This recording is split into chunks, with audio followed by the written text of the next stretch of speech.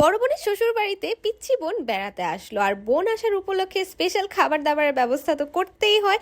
বাসায় আজ সারাদিনে কি কি করলাম সবকিছুই তোমাদের সাথে শেয়ার করতে থাকবেন। হ্যালো, আসসালামু আলাইকুম everyone, this is Lamis and welcome to Lamis and Shovon's. আমার বোন রুষা যখনই আমার শ্বশুর বাড়িতে বেড়াতে আসে সকালে উঠে আমার প্রথম কাজই হয় ওর খাবারটা রেডি করা। আর বাসার অন্যান্য সবাই যেহেতু বড় অ্যাডাল্ট, ওদের খাবার নিয়ে কিন্তু তেমন কোনো টেনশন থাকে না, রুষারটা নিয়ে যেমন থাকে।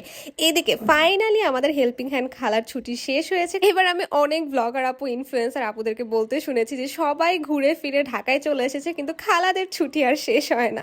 এদিকে আমি খাবার দাবার শেষ করে রুমে এসে পড়লাম, আর রুমে এসে আমার রেগুলার পরার যে ড্রেসগুলো সেগুলো সুন্দর মতো ভাঁজ করে গুছিয়ে রাখছিলাম। আচ্ছা এবার বলি, বিয়ের আগে যখন নিজের রুম নোংরা রাখতাম, ফার্নিচার ময়লা করে রাখতাম, তখন কিন্তু আম্মু ভীষণ বকা দিত। তখন আম্মুর এই বকার কারণটা বুঝতাম না, তবে এখন যখন নিজের সংসার হয়েছে তখন আসলে বোঝা যায় যে নিজের রুমের কোনো কিছু যখন অগোছালো থাকে, অপরিষ্কার থাকে, তখন কিন্তু মনটাই খারাপ হয়ে যায়।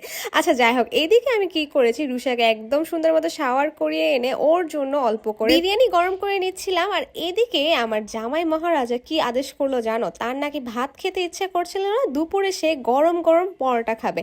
তো আমি ওর জন্য সুন্দর করে গরম গরম পরোটা সেঁকে দিচ্ছিলাম, আর সেই সাথে ছিল গরুর মাংস। আর আমার হাজবেন্ড হচ্ছে পুরাই আমার কপি, তাই ওকে হচ্ছে খাবার শেষে একটু চাও রেডি করে দিচ্ছিলাম। যেহেতু সন্ধ্যা হয়ে গিয়েছিল, সন্ধ্যার চা নাস্তার কথা চিন্তা করে আমি সবার জন্য কিন্তু অনেকগুলো খাবার দাবার অর্ডার করে ফেলি। কি কি অর্ডার করেছি এক্ষুনি তোমাদের সাথে এক এক করে শেয়ার করি। প্রথমেই চলে আসি এই চকলেট টফি মকা কেকটার ব্যাপার। এই কেকটা যে কি মজা ছিল, এই যে দেখো, প্রথমেই আমি খেয়ে টেস্ট করে দেখেছি, তারপর রুষাকে দিলাম। রুষা তো খেয়ে ভীষণ খুশি হয়ে গিয়েছে।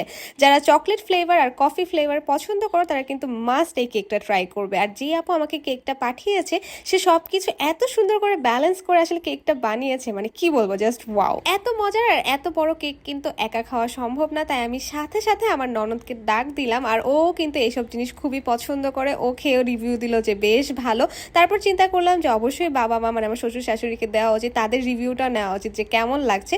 যদিও ওনারা মিষ্টি জিনিস হচ্ছে দুজনেই অ্যাভয়েড করে এখন, তবে আমি বলবো যে বউ হিসেবে আমি আমার শ্বশুর শাশুড়ি মাকে যখনই কোনো কিছু বানিয়ে খাইয়েছি বা কোনো গিফট করেছি, তারা কিন্তু কখনোই সেই ব্যাপারে খারাপ কোনো কমপ্লেইন করেনি, আলহামদুলিল্লাহ। এদিকে দেখো আমার কিউট শাশুড়ি মা সেই কেক খেয়ে কি সুন্দর করে রিভিউ দিচ্ছে, মানে বোঝাতে চাইছে যে মজা। এবার বলে এই সুন্দর প্যাকেজিং এর ভিতরে যেই খাবারটা আছে সেটার কথা, আর এটা হচ্ছে চকলেট ব্রাউনি। আমার কাছে পার্সোনালি এই চকলেট ব্রাউনিটাই বেস্ট লেগেছে, আর সবার কাছে অনেক ভালো লেগেছে। এই সবগুলো খাবারের সাথে কিন্তু আমি লেমন টার্টও অর্ডার করে দিয়েছিলাম। আর রুষাকে দেখো সবগুলা জিনিস ট্রাই করার জন্য একেবারে উতলা হয়ে গিয়েছিল।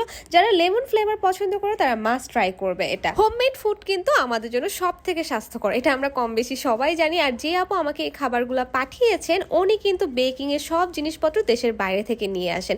তোমরা যারা খাবার অর্ডার করতে চাও তারা কিন্তু সুলতানাস ফুড স্টোরিজ এই পেজে গিয়ে আপুকে নক দিয়ে এক্ষুনি অর্ডার করে ফেলতে পারো। আচ্ছা এদিকে আমি কথা বলতে বলতে শোভন কিন্তু পুরো ব্রাউনি শেষ করে ফেলেছে। আর আমরা কি করেছি জানো, খাবার এত মজা ছিল, গল্প করতে করতে এক বসাতেই সব শেষ করে ফেলেছিলাম। নাস্তা করা শেষ, তবে চা না খেলে কি আমাদের হয়, তোমরাই বলো। তো আমি সুন্দর করে চা বসিয়ে দিলাম। আর তোমাদের সাথে ছোট্ট করে একটা নিউজ শেয়ার করছি, তোমরা যারা কন্টেন্ট ক্রিয়েশনে যুক্ত হতে চাও, ফেসবুক ইউটিউবে টাকা ইনকাম করতে চাও, জুলাইয়ের 1 তারিখ থেকে কিন্তু আমাদের থার্ড ব্যাচ শুরু হবে, চাইলে এক্ষুনি আমাদের সাথে যোগাযোগ করতে পারো। তো আজকের মতো ব্লগ এই পর্যন্তই, কেমন লেগেছে তা অবশ্যই জানাবে। Thanks for watching, tata bye bye, Allah Hafiz.